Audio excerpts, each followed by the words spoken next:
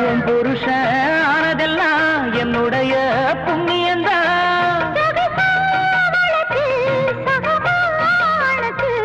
எங்கூட சிந்து பாடணும் மாமா, உங்கூட பொண்ணா கூடணும் என்னாலும். உருவசி மேனகையெல்லாம் உன் அழக பார்த்திடணும். கட்டழகி போட்டி வச்ச கண்டிப்பாக தொட்டிடணும்.